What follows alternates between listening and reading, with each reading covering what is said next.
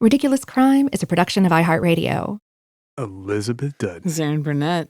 So good to see you, my friend. Hi, how are you? Oh, I've just been sitting over here waiting to ask you a question, and that question is simple. It's straightforward, right to the point. Yeah. Do you know what's ridiculous? I do. I know it's ridiculous. You would. You were sitting with us in the break room here at HQ the other day, and just doing a monologue about your favorite TV shows these days. I like how you put it, but yes. Well, I mean, it's like none of us could get a word in edgewise, but I was just like, all right, tell me more about I was ranting and your raving. pirate show. But then you were like, the best show on television, your new favorite show, and I haven't watched it yet, is Tracker. That's not true on at CBS. all. That's all you've been talking about. So I checked it out. That is not true. And I was like, what's the trivia on Tracker? And so, did you know the opening scene of each episode, the title tracker has skyline images of the town or city where Coulter is based in that episode? Coulter with the hard R. Coulter with the hard R. The guy who plays Coulter Shaw, the main character, Justin Hartley, he shares 2 episodes with his real-life wife. Oh, look at them. That's his neat. camping trailer is the iconic 2016 Airstream Pendleton 27FB. So now we know what to chip in, do a GoFundMe for your birthday. I was told it was like a Rockford Files update. It appears to be modified slightly with the additional drawers and counter space where the lounge should be, Zaron. Okay. Well, I'll have to look for that upgrade. So it's got factory it's not mods. stock, yeah. They also made 100 of these as a limited edition to celebrate the National Park Service centennial. I like that. Yeah, and that model was only featured in the pilot and second episodes, and then they replaced it with a flying cloud. So you probably already know that because you've watched this a number of times. I tell you about the one. Did you know that Coulter Shaw's age at the Yes. time of his father's death was given at 15, and his brother had just turned 18? The date on the tombstone was 2003, and that would put Coulter's age at the beginning of the series as 36. Okay. But in real life, the guy who plays Coulter is 47. Good looking out for him. He's a good-looking 47. Apparently. Eric Grace took off part of season 2 for personal reasons. Okay. I don't know what that's about. I hear rumors. I was looking for the show that's a spinoff of Yellowstone, and it has Casey, the kid who's he was like, it doesn't matter, but he was like, Well, and I know. so I mistook the shows. Well, you watched all the seasons and then wouldn't stop telling us about them. So, did you know? I know you like watches. He wears an Omega Seamaster 300 in the first few episodes. It's an attractive watch. Were you looking at it? I did watch check him. Now, I will tell you there's a goof. Ooh, what's that? His GMC truck changes from a 1/2 ton to a 3/4 ton heavier duty model between the first and second episode. We all pick up a little weight, Elizabeth. Eat trucks included. Maybe he made some money and then was like, I need a thicker truck. Treat yourself. I want to be able to not see pedestrians at all. I can see the tops of their heads Yes. at a crosswalk. I don't want to see them at all. If they're adult height, yeah. I want to run over some children and have no clue. So, There you go. Tracker, your love of Tracker, that's ridiculous. You're saddling me with that. That is ridiculous. It is. Now, Elizabeth, I got something ridiculous for you. Yeah, go ahead. You know how sometimes a person is born into wealth, right? Sure. Sometimes a person is born into fame, and sometimes maybe their family is what shapes them, is the whole family legacy. Something you have scions of wealth like the Kennedys, or perhaps it's athletics, like LeBron James and Bronny. Political family. Political, business, entertainment. Sometimes the family's legacy ends up, the imprimatur gets passed on. Yeah. And we call those people nepo babies, right? Sure. But Elizabeth, what about a child who's born into crime? A criminal nepo baby. Oh.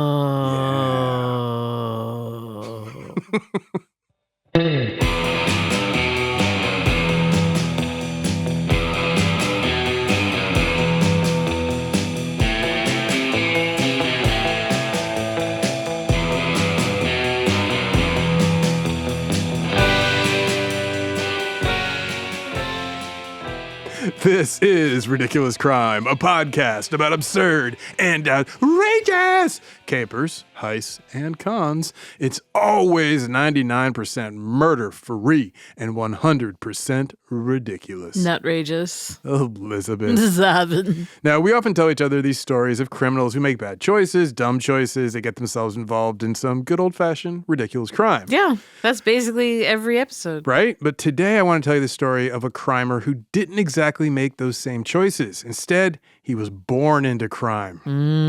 Yeah, his name is John McAvoy, British lad. He was born over there in London in the early 80s. The date, if you're curious, was September 26th, 1983. And if you're keeping track, doing the math, think that makes him a Libra. Okay. I don't know what that means. Well, when people tell me things like, it's because I'm a Libra, yeah. That's when I say that's when my mind shut off. So you stop listening. I absolutely stopped. That's why I told you. So now just bliss out on the rest of this. I'm just going to write a birthday card to this cat. So anyway, John McAvoy, British lad, Southeast London boy. I'm sure you know what that means. He comes from hardscrabble times. He was a hardscrabble Libra. He was raised in a household of women. There was his sister. There was his mother. There was also his 5 aunties. And the missing man, obviously, was his father. He had passed away a month after John McAvoy was born. Oh, tragic. That left his son without many male influences at home, which can lead to teasing from other kids, which is what happened to McAvoy.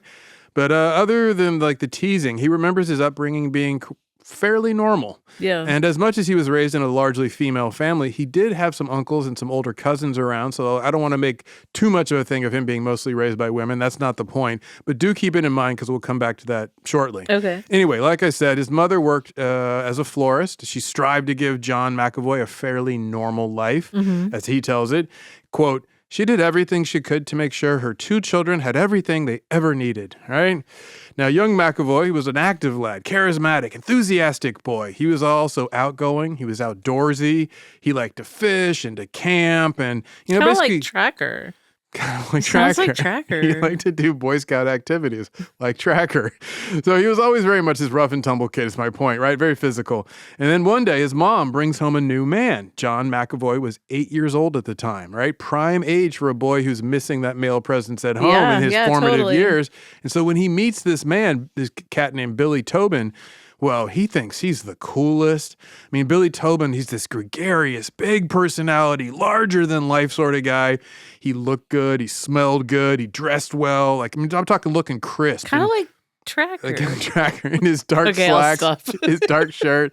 He had new black leather they were freshly shined. This all jumped out to the boy's young eyes. I mean, basically, the man looked like money, right? Like, you money, kid. Yeah. Now, as McAvoy told The Guardian, quote, even though I was young, I could tell the stuff he had on was very expensive. And as he further explained to The Independent, another news outlet over in the UK, quote, Billy was rich. Billy had everything. He was always dressed immaculately and had money, cars, and property. I idolized him. He was the person I wanted to be when I grew up. I forgot to mention, his mama's new man, Billy Tobin, was also a bank robber. Perfect. A true British hard man. Perfect. Right? And since he had no son to call his own, Billy Tobin, who he liked, young John McAvoy, it must have felt nice to have this kid looking up at him with those eyes filled with like a child's respect and a sense of awe, right? So he dug it.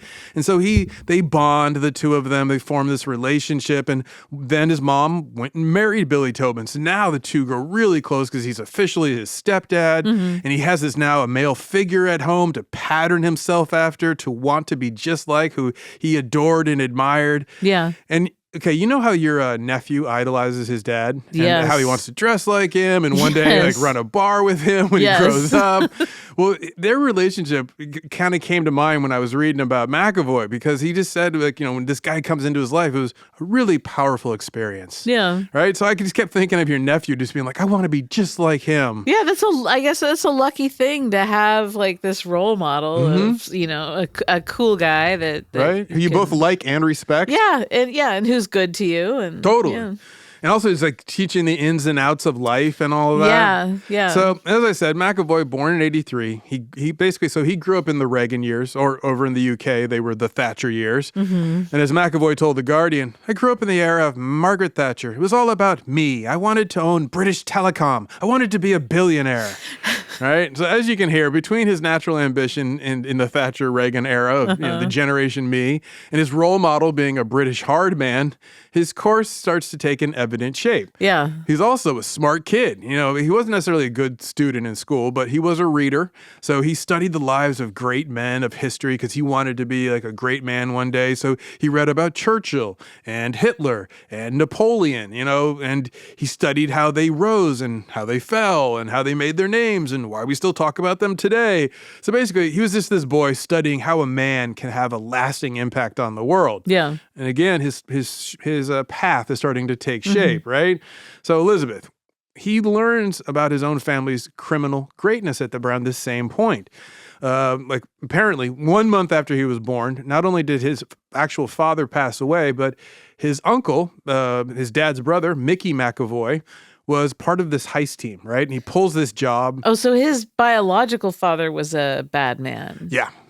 Yes. Oh, so, okay. And his uncle was like a legendary bad man. Oh, I see. Yeah, he was a British hard man who took part in the Brinks Mott heist. I'm not sure. It's a wild story. A gang of thieves, they steal gold and diamonds and cash from a Heathrow airport warehouse. Yeah. And it was one of the biggest robberies in British history. They get away with like 26 million pounds in loot. Wow. Now, before you ask, yes, I did the translation for you, but this was a two-stepper because first I had to update the present British pound rate, and so that would be about 89,569,766 British pounds. Yeah. So roughly 90 million pounds.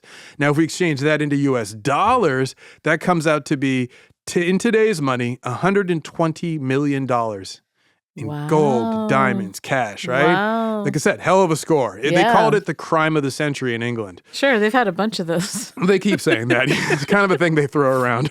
So, of course, you know, your boys in the flying squad, they're all over it. Didn't take them long to round up the gang. By January of the next year, the flying squad had arrested most of this like heist gang, but not before they had melted down the stolen gold, and thus most of the gold was never recovered. Yeah. So anyway, when John McAvoy was just 12 years old, he sees a movie on TV called Fool's Gold. He watches it, and it turns out to be about his uncle's gang and all the gold they stole at Heathrow. Yeah, and the TV movie stars this legend of British crime movies. As McAvoy remembered it, quote, "It was one of the big moments of my childhood. Sean Bean sitting on 26 million pounds worth of gold bars and it all being glamorized." Oh, wow. Right? And boom, just like that, now his life path is set. All the pieces have fallen into place. I mean, look, he's like, I'm the nephew of Sean Bean. And if this isn't enough, you have to keep in mind, he still had Billy Tobin at home and then all of his other British hardmen associates. He has a legacy to live up to. Totally. And they're also just all around the house. He's like who he knows men to be are these British hard men. Yeah. And they're making the life of crime look good because they also dress well, just like Billy. And as McAvoy told The Independent back in 2004, the Telegraph had published, another British newspaper, had published this in-depth article that outlined the history of organized crime in Britain. And when he was flipping through that expose, the Telegraph focused on 5 of the most legendary criminals in British history. 3 of those 5 were either in his family or they were around him when he was growing up. Oh, no way. Like he was born into it, right? Yeah, exactly. So it should be no surprise that John McAvoy spent his late teenage years emulating these British hard men who'd helped raise him and who he looked up to. I mean, why wouldn't he? Wouldn't you? Sure, of course. Okay, wouldn't I? So his childhood is basically, it's like the opening monologue from like a Scorsese film, right? Yeah. That's like his whole childhood, but like British dudes instead of Italians in New York. Now, again, these men, they're rolling, right? So this is like, it's basically like the first third of a Scorsese film when everything's going well. Right, and they're pulling off right. the jobs, right? All the guys have money, class, everybody looks good, smells good. And if they are unlucky, they're just in prison, right? But people still speak about them with respect. So he's like, this is the life. As McAvoy told The Independent, quote, "It's amazing how your whole life can be completely warped by the people who are around you and influence you. I looked up to these men because I had no alternative. They were my role models and I wanted to be like them. I knew nothing different." That's the thing. One of the things I learned when I was working in the prison is it was very eye-opening for me in terms of what I saw as normal versus other people's normal. Yes. And I saw a shocking difference on a severe scale, but then I've learned to kind of adjust that for the everyday type things. But there, I had a lot of students who no one in their family growing up ever had like a W-2 or had a job with a consistent paycheck. Grandmas dealt drugs, you know, parents, aunts, uncles. And it was like so outside the realm, just as for me, it was outside the realm of understanding to think that like my whole family would be in a criminal enterprise. Totally. And so it's like, if you're from childhood, from birth up, you don't know anything different. And then the rest of the world's like, oh, what's wrong with you? It's like, well, no one ever showed me anything These are the different. only choices I know. Yeah, exactly. This is all I know how to navigate. And so I can imagine for this kid, you have the isolation of this being all you know, and then the outside glamorizing it. Completely. Yeah. And so basically at this point, like, as he's becoming a teenager, he decides, I too want to become a thorn in the side of the flying squad. Yeah, sounds right. Like one day. Well, and as you're growing up, all you hear is just how horrible the flying squad is. Completely. And like just getting one over on them. And you're thinking, yeah, this family tradition. Totally. Stick it to the authorities. And also as a boy, it's like you think you're invincible and vulnerable. Nothing's going to happen to you. Exactly. Well, Elizabeth, at this point, he didn't wait to grow up and become a British hard man. He's like, what if I was a British hard teen? So, hard boy. At age 14, his stepfather, Billy Tobin, he brings him into the family business. And how does he do that? Does he like sit down and have a talk? No. He just drops a duffel bag of cash on the family's kitchen table. Inside of the duffel bag is 250,000 pounds sterling. And Tobin's like, hey, boy, I need you to watch this cash. And when like a business associate of mine comes around the house, you give it to him. And if you do as I ask, I'll give you 1,000 pounds. So that's his first job. He does as instructed, and he gives him the 250,000 pounds. He gets the 1,000 pounds for pulling the job. He's 14 years old. Wow. And now he's an aspiring British hard man. Yeah. 2 years later, age 16, McAvoy pulls a full like Tony Soprano, and he got himself a gun. Right? It woke up that morning. Yeah, it wasn't any old gun. He bought himself a sawed-off shotgun. Oh. Right? Yeah, because that's the professional criminal's tool. Like, yeah, like you mean business. Because it's like doubly illegal. Exactly. Doubly illegal, and is good for like firing in a room of people. You're like, oh yeah, this is like close-up work. So when his stepdad, Tobin, right, he catches sight of this sawed-off shotgun, he's like, absolutely not. So he takes the gun away from his 16-year-old stepson, but then he also tells young John McAvoy, I'm going to pull you further into family business. I don't want you making mistakes like this. He's like, with knives. If you're going to do this, mate, you're going to be a proper hard man, right? Yeah. So he gets his stepson some work as a scout for robbery targets. He's like, you're young. People won't think it's weird that you're like on a motorbike, just chilling around. Right. So he becomes a lookout. He's sent out to like, and he's told, like, he's given instructions, right? You have to memorize license plates, record the schedule for like the cash delivery truck you're watching. Also, you're going to be used as a messenger in my crime network, this go-between. He does well. He doesn't ever mess up. Eventually, Billy Tobin gets him a job, like an actual like heist team. So he's sent out to work on some cash delivery trucks. He's like, these are what we rob, boy.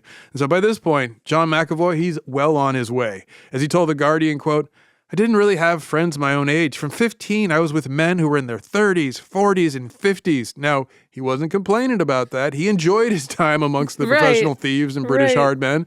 As McAvoy also told The Guardian, quote, I spent as much time as I could around these people because I wanted to learn from them and I wanted to understand how that world operated. So this is his learning opportunity. Yeah. As you said, this is what he knows and what he can learn and get better at. Yes. So basically, he's like living inside like a throwback Guy Ritchie movie, right? I mean, and who wouldn't, once again, why I would want to do this? I mean, if you're him or me. Now, obviously, he makes his bones. He joins up as a professional crimer with his stepdad's crew. But before we get deeper into crime, let's take a break. Okay. And after these messages, we'll get back to getting busy with the crime. Nice.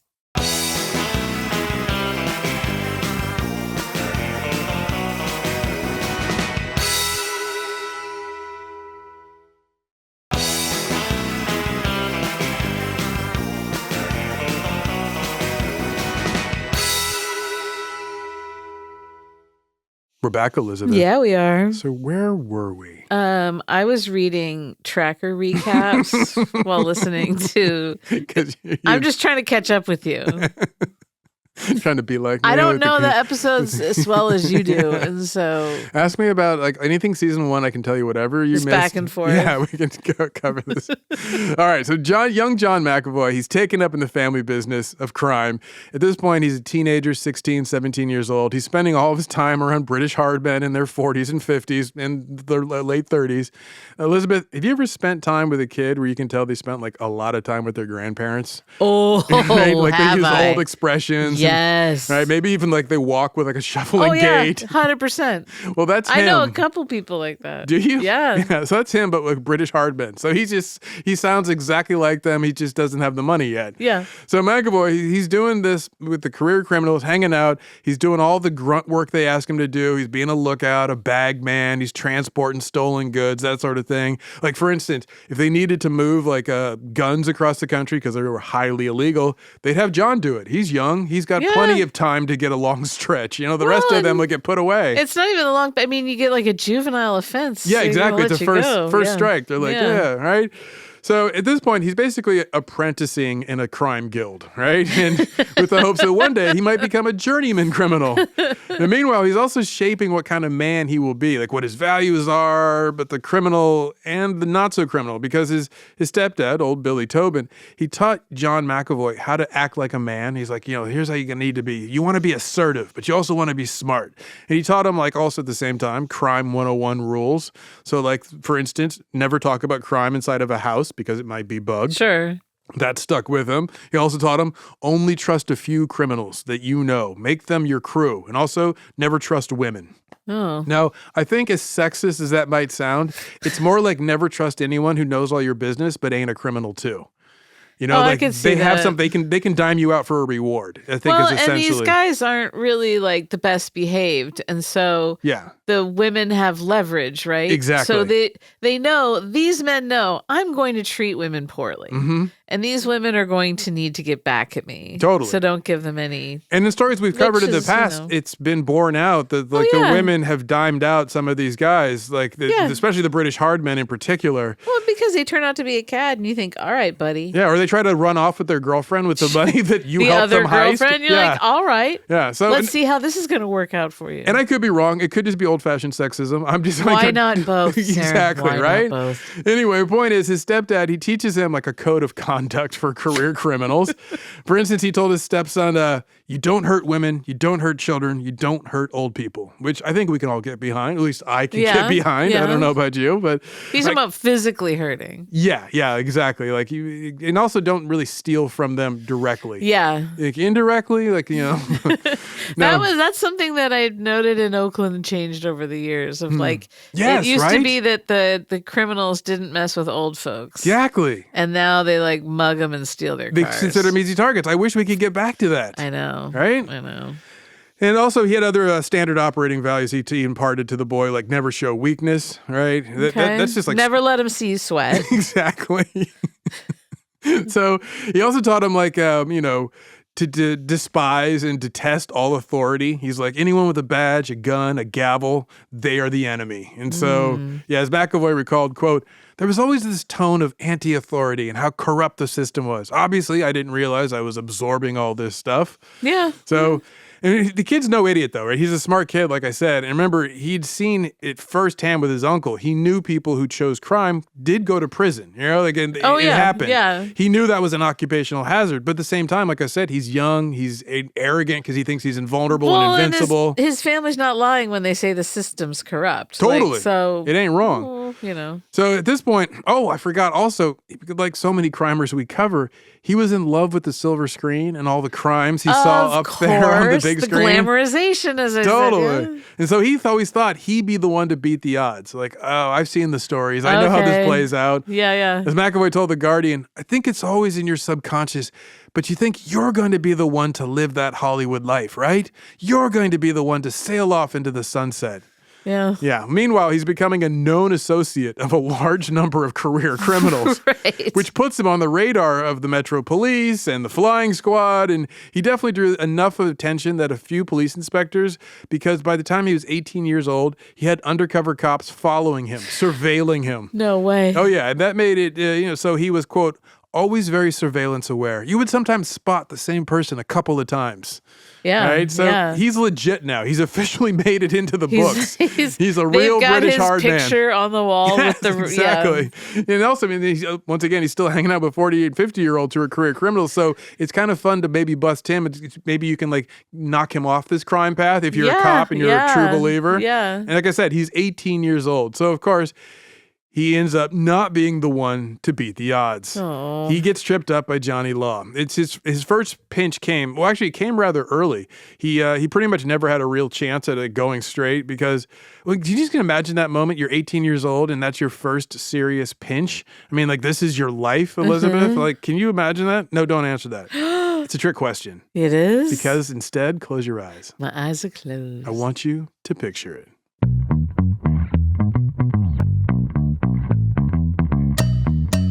It's evening time in South London, and you, Elizabeth, are behind the wheel because you are a getaway driver. But not just any getaway driver, you are young John McAvoy. And at the moment, you're feeling a proper bad man. You're working a job for one of your stepdad's friends from his criminal underworld. The planned heist is a robbery with a take-home of roughly £250,000. The robbery goes well. You and the crew are able to break in, get the goods, get out. Only trouble is, someone must have managed to trip an alarm, because now you're behind the wheel, earning your money as a getaway driver, and a pair of cops are giving chase. The sirens are not far behind you. You yank hard on the wheel, execute a right turn at high speed. The car stays on the road. You weren't sure the wheels could take that much action, but the grip holds true to the road with the squeal of tires. The two cop cars giving chase also manage to make that same hard turn. You try again to lose them with a fast left and then a quick hard right. But from the insistent police sirens, you can tell you haven't lost them yet. You tell the crew with you, it's time for plan B. After you execute another set of turns, you slam on the brakes, the car slides to a screeching stop, the doors all spring open, you and the men inside try to make an escape on foot. You take off running. Before the cops stop their cars and get out for the foot chase, you toss your gun. Best not to get caught with that. You hear it land and go skittering away under a hedgerow where you hope like hell the cops won't find it. You're in South London, in a neighborhood you know well, and now you're on your own. The others didn't run off in the same direction as you. Since you're alone, you decide it's time to strip down and, try to blend in. Your stepdad always told you to wear shorts underneath your pants on a job, so that way, if you need to escape, you can lose your pants and pretend you're just out for a jog. So you do as you were taught. You yank off your pants, you toss them in a trash bin, and start jogging. As you hear your rough and jagged breaths warm the night air, you eye the scene, looking for somewhere to go. You spot a garden fence and decide to hop it. Perhaps you'll blend in better. You continue jogging past the garden. A few blocks later, as you scan the road, you begin to think, you just may have gotten away with it. You slow down when you spy one of those red phone booths. You yank open the door and step inside. You place a collect call and listen as it rings. Thank God your friend answers. You tell him the score and ask if he can come pick you up. You tell him the address. He's more than happy to come give you a lift. You thank him profusely and hang up. When you step out of the phone booth, you see that you won't need that ride from your friend after all because you are swarmed by a set of armed police officers. Somehow they tracked you down. Just like that, you're arrested for the first time in your life. Oh, baby's first arrest. No, after that first arrest. Wearing shorts. Isn't that a great move? It's a totally great move. Just always have running shorts on underneath your normal outfit. But like dress shoes. Yeah, exactly. So not only was young John McAvoy's crime career now made fully real, so was his prison sentence. He caught a 5-year stretch for possession of a firearm. I guess they found his gun. Yeah. He spends a full year just locked up in solitary confinement. Oof. Which is rough, right? Yeah. And apparently he kept taking off his prison uniform because it identified him as a flight risk. And if you plan to escape, that makes trouble for you. So he was like, made to wear this giant flight risk warning. Yeah. And then he would take it off and they're like back in the hole. So he's just naked. Yeah. So Just with dress shoes. With dress shoes. Anyway, he never managed to escape. Instead, he stayed connected to the outside world by following the news of the day. He also did the usual prison thing of taking up reading. He read all sorts of books, including, interestingly, Nelson Mandela's Long Walk to Freedom. Oh. Right? I wonder if it was the title of the book that drew his eye because he's dreaming of escape, or if he was genuinely curious about Mandela's time behind bars. At any point is he reading that and thinking, like, the audacity of me to try and find relation with the freedom struggle of his South African brothers and sisters? Yeah.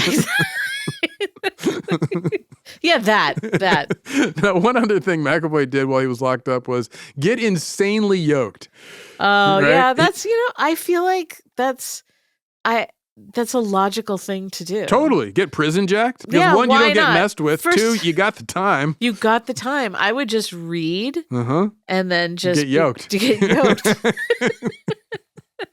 If you want to squeeze my traps. Well, and it's just like also it's for a defense mechanism. Yeah, you're in prison with a bunch of other men who are yoked. Yeah, you don't want to. You don't want to look all sickly and like eating honey buns and watching daytime television. So when he Target when he wasn't reading, he was always working out. So he did like thousands upon thousands of push-ups, sit-ups, burpees, all sorts of body weight exercise. Maxing. Yeah, pretty much. Jailhouse looks maxing. He did what he would call cell circuits. So he turned his prison cell into like his own personal gym. Yeah. Which, again, I totally respect. All in all, McAvoy served 3 years of his sentence, and he got out early. He was 21 years old when he stepped back out into the free world. Yeah. And obviously insanely jacked. So what does he do now? I bet you he kind of looked like Tracker. I bet he did, Elizabeth. So you want to guess what this Tracker lookalike decided to do with his newfound freedom? Professional bodybuilder. No, he goes right back to pulling jobs with his stepdad and his network of British hardmen. British Tracker. Yeah, he returned to the criminal underworld of London. He was welcomed back like he's passed through a test. Well, sure. Because now he'd graduated being a new level of criminal.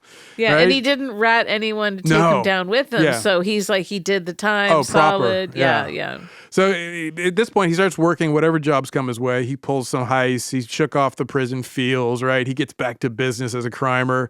This lasts for 2 years before he's busted again. Oh, man. The year is 2005, and earlier in that same day that he gets busted, McAvoy had met with this guy, Kevin Brown from the Untouchables. That's not like a bar band, middle-aged bar band, the Untouchables. It was a London crime gang, the Untouchables. I like to imagine that it was like a stage production of the film The Untouchables, and it was the cast.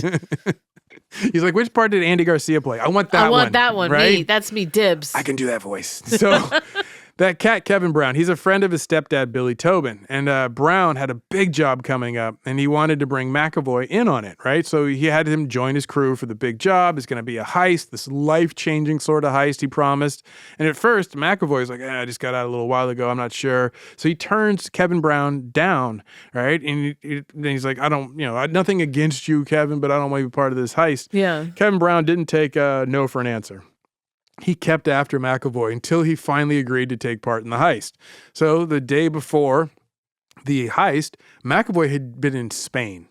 Nice. He'd been enjoying that taste of the good life, right? He'd done enough crime to get himself a little crime vacation. Si, senor. Right? He's doing the kind of things you pull a crime job to do. Right. He was down there eating well, living well, like hanging out by the coast. Yeah. And then it's like one of those like, one last job, then I'm out. He had that, but like young, right? My favorite. So he gets back from Spain, and Kevin Brown is on him, right, to join his crew, pull this epic heist, and eventually I guess his mind was swayed by his time in Spain. Like, I can dip back down. He's like, I just got back from Barcelona. Yeah, exactly. And I want to go back. I need a little scratch.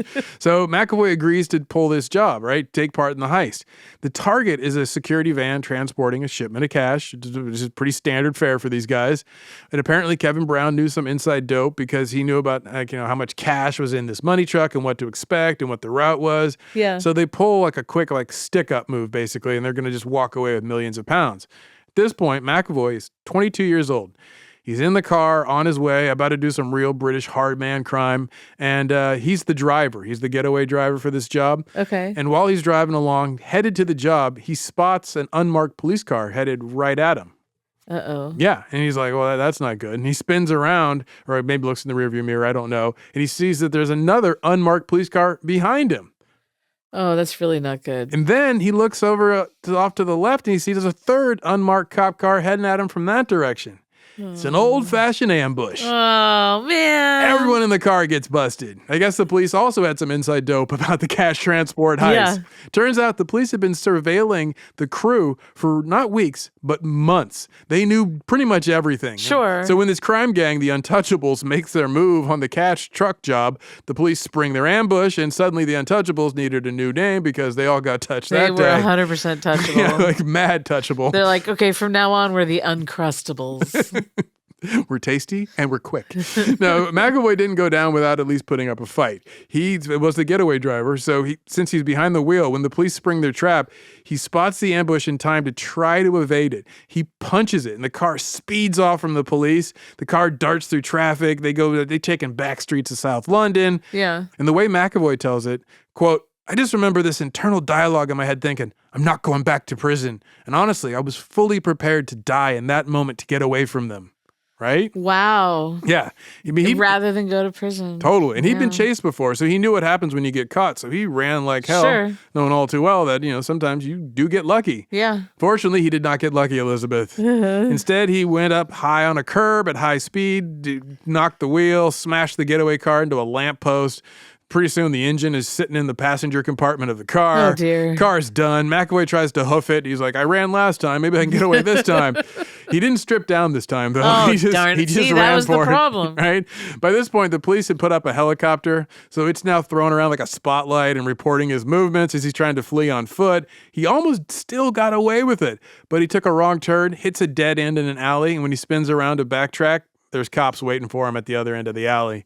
So now they had their guns drawn. It was forget it. Yeah, bad news. So McAvoy at this point is certain that they were going to squeeze off a few and just end it all for him. Like he thought like they're going to pop me, but they didn't. Instead, they gave his life one hell of a metaphor. He was caught in a dead end. No way out, right? Yeah. In the trial, he pleads guilty to a count of conspiracy to commit robbery. He also pleads guilty to one count of possession of firearms with an intent to commit robbery. And he was handed not one, but 2 life sentences. Oh, ouch. Right? They're serious about guns in the UK. Yeah, they are. And this time, he's also branded a double category A prisoner, which is like their top level, like maximum USDA prime. maximum security prison. So this is now his new life. So next, young John McAvoy, he gets sent to Belmarsh Prison. Elizabeth, you watch a lot of British criminal shows. I assume you know about Belmarsh Prison. I do. Yeah. So apparently from what I read, it's like a British supermax prison. Yeah. Right? And only the finest fellow inmates to spend the rest of your 2 life sentences with. Yeah, they don't play around. Yeah, so you get to grow old and gray with some real nice fellas. Yes. Right? And like for McAvoy, one of his fellow prisoners was the Islamic fundamentalist Abu Hamza al-Masri. Oh, yeah, that guy. Right? So they must have had a lot to talk about. Sure. Well, spot me is what they say. No, I'm not sure if you remember Abu Hamza, but he was the real deal. He had one eye and no hands.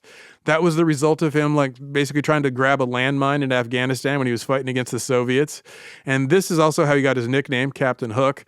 Now, Abu Hamza, he eventually became a cleric in London, and then he gets busted for inciting terrorism in 2004. Because this is like during that Wild West post 9/11 period where you could get popped for just like inciting terrorism. And then it's 2004, because wasn't the July 7th, that was 2005, right? I believe so, yes. Yeah. So, and 2005 is when McAvoy gets sent inside, so... Okay. Yeah, so what's McAvoy's reaction to being locked up on 2 life sentences? It's a great question, Elizabeth. Just pump iron. Apparently, he was still deep in what his stepdad had taught him. So he wasn't going to let the warden or the prison guards break him. He was like, F authority. He's going to be a hard case through and through. Oh, that's good. His enemy is any form of authority, right? He's 22 years old, right? He's 22. Yeah, so he has like plenty 2 of life sentences. Plenty of time ahead of him to fight Johnny Law from inside of a supermax prison. Right? And it's obviously been working really well for you thus far. So. Totally. Now, lucky for him, he still had plenty of criminal role models. Captain Hook. Like his uncle Mickey, who'd been locked up for 16 years at this point after he pulled that Brinks Mott job back in 83. So his uncle Mickey told McAvoy to keep his mind right, make sure he kept up with life outside, read the papers, listen to the news on the radio, avoid prison politics. That would keep him out of some like obvious harm and some like, he gets stabbed up, right? Sure. So meanwhile, McAvoy also came up with his own plan for surviving prison, as he tells it, quote, "This is not my life. I just want to get out of this place as quick as I can and get my life back." So basically, he plans to bust out. He should have written a book. He'll find the perfect moment and escape from Belmarsh. Yeah, good luck. Good luck. Yeah, you think he can pull that one off? No. Well, hold that thought. And after these messages, Elizabeth, we'll return to the Slammer and see if John McAvoy can bust his way back out to freedom.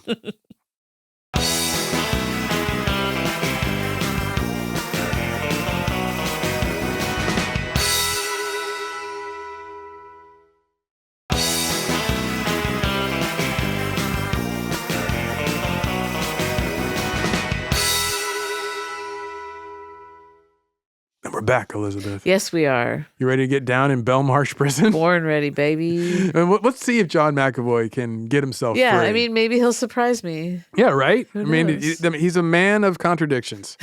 Not really. So He's a man of constant sorrow. now, before he can escape from the British version of a supermax prison, first he gets a visit from his mom, right? Or Okay. as he would put it, his mum. His mum. Now, this obviously took weeks to approve because he's a AA prisoner. He's like, the worst of the hard cases. Right. So once she's cleared to finally visit him, she drives to the prison, and then she takes a bus from inside the prison gates to where he's being held. Yeah. Then she's escorted into the visitation wing, where she sat down in a small booth that's separated from her incarcerated son by like a thick sheet of bulletproof glass. Oh, you know okay. the kind, yeah, right? yeah. So they're They not take- sitting at a table together. Pick up the phone don't to talk touch. to me. Exactly. Yeah. It's like, AT&T, reach out and touch someone kind of moment, right? So McAvoy is led into that same booth, and he's on the other side of the bulletproof glass. He takes his seat, and he looks at his mom, and she's just, inconsolable. And then a prison official sits in a chair behind him and records on note paper and like pen and pad everything he says, with the assumption that they're going to try to speak in code. Oh, sure. And he's going to try to pass a message to his stepdad via his mother. Yeah, of course. Oh, and I forgot to tell you, in the next booth, also getting a visit was Islamic fundamentalist Abu Hamza. Nice. So Captain Hook is there speaking with his lawyer. So that must have been extra fun for his mom to see her boy next to Abu Hamza, right? Yeah, exactly. Good So the God. mother and son, they were allowed a 90-minute visit, right? It's the first and last time that she visited her son in prison. Oh. Not her idea. It was the son's idea, McAvoy's choice. He didn't want to put his mom through that again. Yeah, I could see that. He could see how hard it was on her, and he was Sure. like, don't come back to visit me. Sure. I'm going to bust out, Mom. So I'll see you soon. Very soon. now, also, by the way, for a moment, back to Abu Hamza, right? Old Captain Hook. Why was this young semi-pro British underworld crib being treated the same as a man who's labeled a hardcore terrorist? Like, why are they equivalent, right? All he'd done is done a couple stick-up moves and have a gun on him. That is true. That is right? true. Well, it turns out the Ministry of Justice had no intention to allow him to ever escape. They already had clocked him as an escape, a potential escapee, right? So they're like, that's why they put him in Belmarsh under like the heaviest circumstances of prison guard. And getting free of Belmarsh is going to be pretty much a near impossible task. That's what they were thinking. In fact, the prison wardens and guards, they worked extra hard to make sure it was a certifiable impossible task. Yeah. Which left the other question. Could McAvoy use his time behind bars to do the unexpected thing? His 2 lifetimes? 2 lifetime sentences, yeah. To maybe like rehabilitate himself, change his ways. Perhaps. Find another way to live once he's back outside. Yeah. Unfortunately, the prison warden and the guards made sure that was also a near impossible task. Oh, really? As McAvoy told The Guardian, quote, "You get seen as a piece of there was never any talk about rehabilitation or moving forward in life in a positive direction. It's just like, that's who you are, and that's what you are, and that's how you're going to stay for the rest of your life." Now, that's a rough lesson for a 20-year-old wannabe British hard man. Yeah. So in order to stay like sane in the face of his 2 life sentences and the like prescription of who he is, McAvoy begins to focus on what he can change, which is his body. He goes back to like when we get yoked again, right? Body mods. I got a little soft on the outside.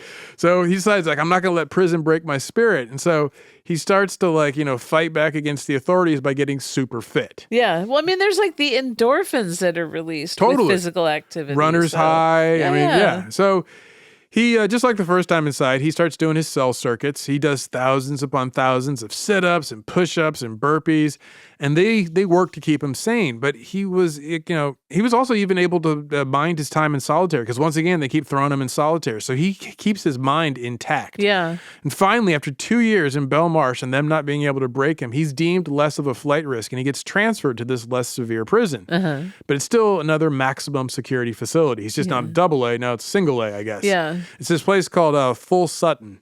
Now, he did well there, and again, he gets transferred, this time to a Category B prison. He's finally down to B, right? So like medium security facility in Nottinghamshire, right? This place called Loudham Grange.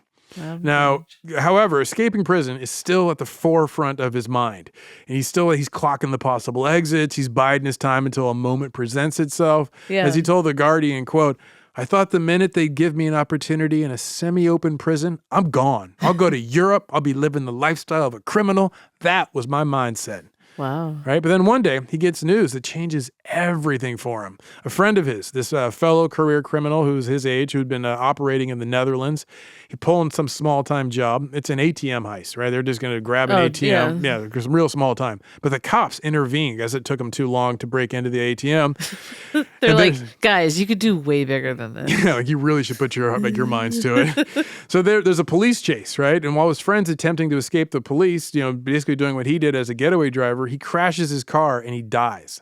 And the TV news shows the CCTV footage of the crash, which McAvoy sees on the prison TV. Oh, God. It's this tremendous blow to him. He could, of course, see himself and his friend's sad, tragic fate. So something at this point switches up inside of McAvoy. He no longer dreams of escaping prison. He no longer dreams of traveling to Europe to get back into street crime. Suddenly he longs for finding a different kind of life. Yeah. And he had to figure out what that even looked like since he's never, ever seen that. Sure, yeah. So as he tells it, quote, "That was the lowest I think I've ever been in my whole life. It just made me have this massive reality check about my life and where I was and what I was doing. I felt lost. I didn't know what I wanted to do and where I wanted to go. I was trapped in this physical environment and I needed to escape it. I needed to get away from the prisoners. I wanted my life to be something else than this." Right? So at this point, the year is 2009. McAvoy has his epiphany moment. And again, he just does what he does. He focuses on his body. That becomes his tool for escape. He's no longer satisfied with his cell circuits of sit-ups and push-ups and burpees. He starts spending time in the prison gym. Right? I was hoping it'd be like the prison dance studio. Right? Wouldn't that be go Billy Madison on it? Expressive dance. Yeah, no. Instead, one day he sees a dude working out on this strange machine. He learns it's called a rowing machine. So he asks the inmate, what the hell is this back and forth glidey thing? And he's like, "Oh, it's a rowing machine, mate." So the inmate's like, all right, now I'm trying to row 1 million meters as a fundraiser for a children's charity. McAvoy's like, "Really? Huh. Can I do that too?" And so, Elizabeth, this was the start of a beautiful tale of redemption.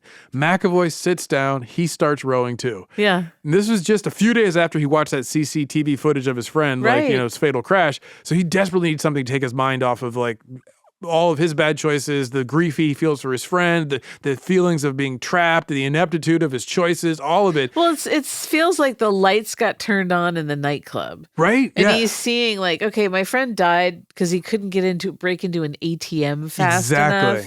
And then now everyone around Europe is watching this video of him die. Yeah. And then I'm sitting here in this prison and I'm just building up this muscle for nothing. Mm-hmm. Yeah, it's just it's like that cold realization when you actually see everything around you for what it is. Totally. I mean, the lights up in the nightclub is a really apt metaphor. Thank you. Yeah. Well, at this point, he gets into the relentless, smooth rhythm of the rowing machine. Yeah. And he starts rowing, and he keeps at it.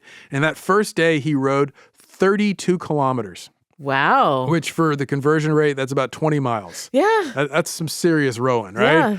And it was a shock to his system, to say the least, right? But it felt really, really good to just zone out, reach this meditative state as you kind of mentioned. Yeah. And then just bliss out on the muscle burn afterwards. As McAvoy told The Guardian, quote, "I didn't know what I was doing. I didn't know anything about technique. But when I was on that machine, it was like I created this portal that took me out of prison. Everyone left me alone. No one spoke to me. I was in my own thoughts. And then it was like meditation. It was very rhythmical. It was like the machine became an extension of my body."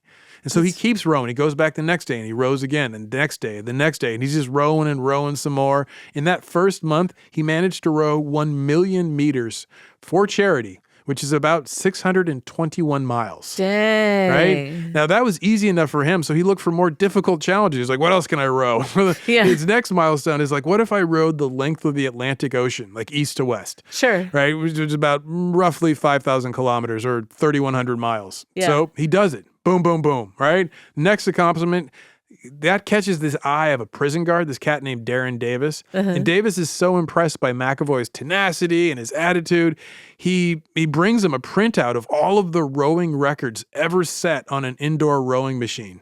Oh, dang. Right? And Elizabeth, in a little more than a year, McAvoy now goes and he breaks 3 world records for indoor rowing machines. No way. Yeah, and that's not all. He also set 7 new British records. For instance, he broke the records for the longest continuous row, 45 hours. He also 45 hours continuous rowing. So is he just peeing on himself? I guess so, like a surfer, just like, eating while he goes. And I think so. I think he is being like fed like a triathlete would, or just like slurping food out of like little baggies or whatever. Just sweating out his pee. He also set the record for the farthest distance rowed in a 24-hour period, which was 263,396 meters, which is roughly 164 miles. Wow. Yeah, right? Now that he's a world record-setting athlete, McAvoy starts to read up on his fellow record setters for motivation and whatnot. He's like, this is the new class I want to be in. Forget the British hardmen. I'm a world-class athlete. Has never skipped leg day. His legs must have been like tree trunks. Yeah, but he's way beyond crushing walnuts. Yeah, he's like, I can crush a car bumper. What do you got? So one guy who really stood out for him amongst the like professional athletes he started reading about is he picks up this biography of Lance Armstrong. And this is before Lance was outed as a longtime blood doping cheater. So the important part was how McAvoy saw himself in Lance, right? Which obviously is a tad ironic because, it's like real recognizes real. In this case, it's like crimers recognize crimers. Totally. But to be fair, this is not what he focused on in Lance's biography. Instead, what he saw was his drive, his willingness to go for like whatever it takes to win. As McAvoy told The Independent, quote, I recognize many of my own qualities and characteristics in people like Lance Armstrong. Reading about his journey made me realize that I didn't have to channel those personality traits into crime. That's when I realized I want to be an athlete.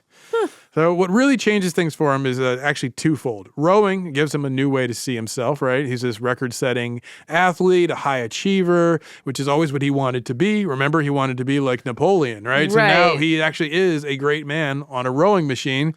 And he'd always just imagined that he would become a great man in crime. He never considered, like, I could be a world record-setting athlete. Yeah, there are other ways for him to do these things. Totally. And then secondly, he finally had a positive male influence in his life for the first time ever. Lance. He had, the prison guard Darren Davis. That dude had his back. That's awesome. He supported him through his whole redemption arc. Like when McAvoy was attempting to break an indoor rowing record, Davis would be there. Like when he shattered the record, all right, for the most distance rowed in 24 hours, Darren Davis took the day off so he could be there the whole time. You're kidding. Yeah, right? And McAvoy had never experienced anything like that in his life. And he'd never seen that sort of selflessness because he knew life to be transactional, right? This willingness to just be there for someone without any reward or personal gain, it blew him away. He's like, I've never seen, like, no crimers do that. Well, and you have all these guards who it's their job to kind of dehumanize everybody in there. And here the guard is bucking that and saying, I see your humanity and I'm going to celebrate it. Totally. Yeah. And as McAvoy told The Guardian, quote, he changed my life in prison. He wanted to help me for no other reason other than wanting to help me. There's nothing in it other than the purity of a human that wanted to do something for someone else without anything in it for themselves. You can hear like just how astounded he is. It's like, you're really doing this for nothing. Right. What's the score, mate? You know exactly. Now, McAvoy credits the unselfish attitude of the prison guard Darren Davis with obviously changing his life. But as he explained it, quote, I knew when my friend died I would never commit a crime again, and I didn't know where that road would have taken me, but I wouldn't have the life I've got today unless Darren believed in me and then gave me the opportunities to use the gift that he saw I had. Finally, someone recognized not only his humanity, but his potential. Yeah. So now he's on a new path.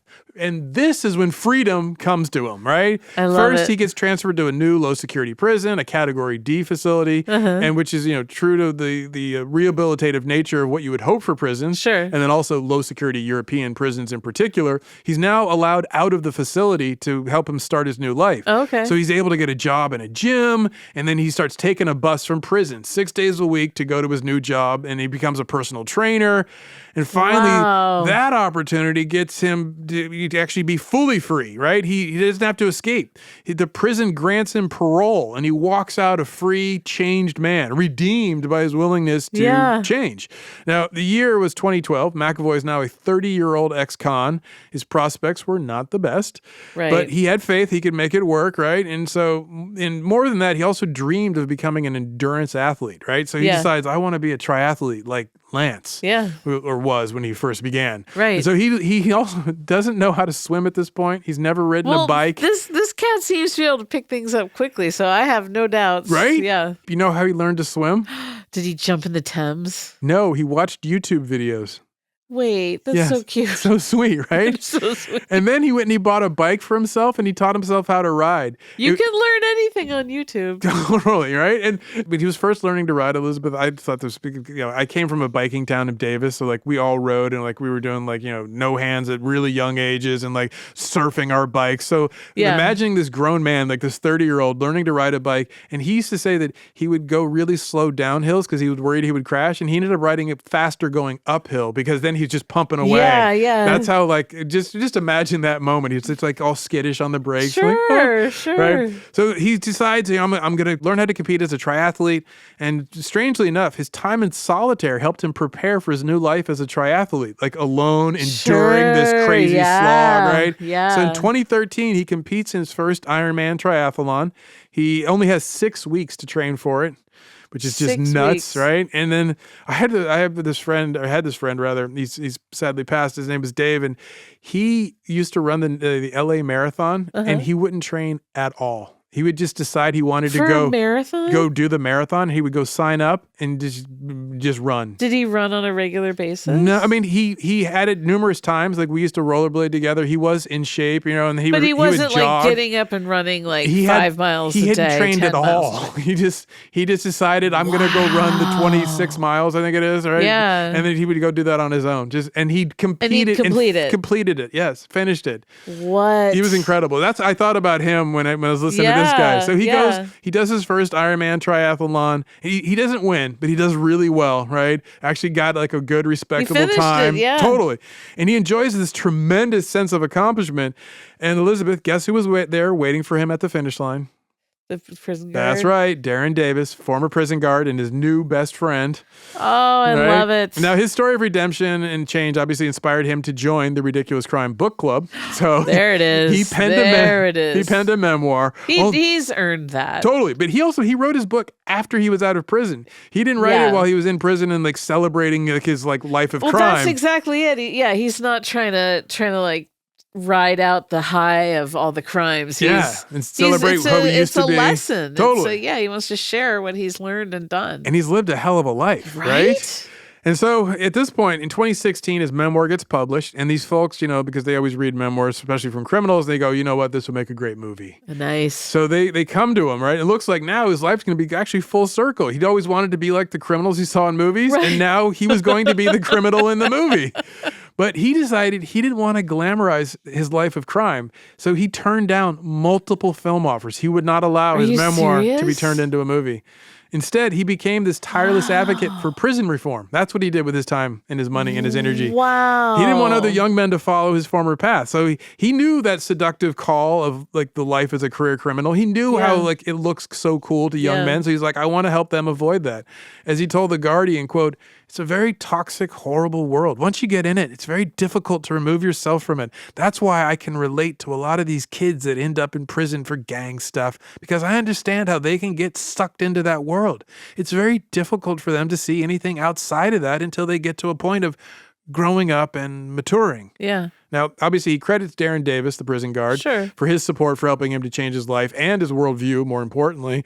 And now he just spends his time trying to repay that kindness by doing the same. Yeah. Meanwhile, the British hard men, who had been his early mentors, his role models, they met the sort of rough and brutal ends that come for such hard men. Yeah. His uncle Mickey, who'd been played by Sean Bean, he died in 2023. His stepdad, Billy Tobin, was in prison the last time he saw him, and apparently they were both in Belmarsh, and this was back in 2002. This is okay, yeah. So McAvoy, he hears his stepdad's voice calling out to him. He asks the prison guards, like, wait, I know this guy. Let me go talk to him. Yeah. He gets led over to his stepdad's cell. The prison guards, open the cell door because I guess he's, a big man on campus. Sure. And McAvoy is able to go and step inside his cell, and he sees his stepdad. And there he is, chained to this man who's, half his age. And just that sight broke the spell that had been cast so long ago. Yeah. As McAvoy tells it, quote, "It was very weird, going back to when I was a kid and when I first saw him, and then all the years I spent with him and all the things I was doing with him, to then see him in that situation in prison and the way he just looked really weak. He'd lost all of his power, and that was the last time I saw him." So his stepdad is still in prison to this day. Whoa. Yeah. Meanwhile, John McAvoy is free out there, changing lives for the better, which is why he isn't resentful of his time in prison. As he told The Guardian, quote, "I always regret what I did because of my behavior affected other people, but I don't regret the 10 years I spent in prison because I feel as if I've learned so much about myself. And yeah, I would go through that journey again if I had to." So that's a hell of a statement. That stuck with me. Yeah. And I believe it. I believe he means it in the purest sense because of who he became and how he got himself free. Sure. And I wanted to tell you a positive, redemptive crime story. Feels so good. So, Elizabeth, what's our ridiculous takeaway here? I think the takeaway is that, there are certain things that as a society we have a contract, a promise to members of society that you have, and it should be ideally, you're a place to live, an education, totally healthcare, food. We fail on most of those things. But we do have this structure and we do have things that are owed to us and that we have access to. But that's sort of as a generality. And there are a lot of people who just, by the nature of their lives, upbringing, don't have access to it. And I think that hearing his story makes me think of, in San Quentin here, state prison in California, they do have what's called the California model of how do we make good neighbors for when people get out. And a lot of it's this rehabilitation, but it's how do you direct people's energies? Yes, totally. And your talents, because that's the thing is that everyone is an artist in some way, even if it's what we don't normally classify as artistry. The arts, yeah. But anything that you're really good at and you love and you can make yours, that there are positive versions of it. Totally. So all of the criminals, they have skills that just haven't had a positive twist expression yet. Yeah, totally. And if you can offer that, so here he's going on this road and it's a rowing machine that opens up the rest of everything for him. Yeah, but if they didn't have that, if it wasn't on offer, if they were just making him sit like a bump on a log, like a non-human entity, yeah, walk in circles in the yard, yeah, then you don't have that opportunity for redemption. And so it's I think even for those who aren't incarcerated, we have to constantly think for ourselves and the people we know, how can we redeem ourselves? How can we redirect ourselves? If you feel like you're not being productive or not being positive, there's always a way to take your innate abilities and put them to a positive way for you to flourish. Completely. And so that is my ridiculous takeaway. Zaron, what's yours? Oh, thank you for asking, Elizabeth. Yes, of course. How very graceful of you. I am a very nice lady. Lady host, I love it. Now, mine is actually rather simple and kind of inspired by your man, Monty Don. Yeah. Right? So I was thinking about him when I was reading about this cat. I don't know why. It had no obvious connection, but it reminded me of criminals often see the world as a jungle where you have to get what you can, fight others. It's all tension and struggle and transactional relationships. But there is another way to look at that same lushness as a garden, which with a little bit of work and some maintenance and some upkeep and some maybe like working together, you can enjoy the bounties in front of you as opposed to fighting over them. Yeah. So I was like, why don't we live in gardens instead of a jungle? Honestly. And what I love too about what Monty Don always kind of reinforces in his gardening show is that you can make mistakes. Yes. You can plant something that's just not going to work there, and you can move it, or sometimes you have to scrap it and start over, but it's okay. Like, that's part of the process. Exactly. It's a flow. It's not like a fixed thing. So we need the world according to Monty Don. Yes. Change is possible. Well, there you go, Elizabeth. That's what I got for you. So why don't we have a talk back, quaff that down, and yeah, Bubba. wash this one down and make it official. Yum. Producer D, can you favor us with one? Oh my God, did he just say that? OMG. Hey, Ridiculous Crimes. I just listened to your Selling the Brooklyn Bridge episode, and I wanted to send you a little hope. My almost 7-year-old has been known her entire life to leave a litter of books in her trail, in her wake, if you will, and she continues to do so. I will often go in for bedtime, and she is surrounded by a wreath of comic books and chapter books alike. So there's still hope. Bye. Yes. Oh, I love that. You just gave us two of the biggest grins. It's so good. That is hope. And it's like, that's a beautiful, beautiful thing. And you're good, mama. We'll say that right there. Completely, Cleary. Nice work on the mama-ing. You like that? I just made a new verb. The mama-ing. Mama-ing. Well, Elizabeth, after I've given you so many strange tales, I wanted to see if I could give you a little extra hope. And I'm glad that we had that as more hope. Look at this, a whole hopeful episode. This is a very happy, this is wonderful. There you go. It kind of feels like either an episode of Tracker or like maybe RJ Decker, your other favorite show. Show, yes. I just keep looking for a Rockford Files replacement, and now they're going to make a new Rockford Files. Are they? Yes, which I'm. I don't. Which think I'm not it's excited. go Apparently, well. it's David Boreanaz, that guy who played Angel. No, I don't like it. Yeah. Anyway, I will not allow it. Well, as always, we are available for more parties. Yes, we do party tricks. We do some clowning, some crunking. Obviously, you can find us online. Ridiculous Crime on social media. That's Bluesky and Instagram. And on Instagram, you'll find a bunch of images from the shows. So go there, and you can, have your mind's eye match up with reality if you'd like. Also, we have the account Ridiculous Crime Pod on YouTube. So that's got some cool little animations. You can go and listen if you prefer to listen on YouTube. Check it out there. Or you can go to our website, ridiculouscrime.com, where we have merch and we have a bunch of gifts and there's a bunch of poetry from Elizabeth. No, there's not.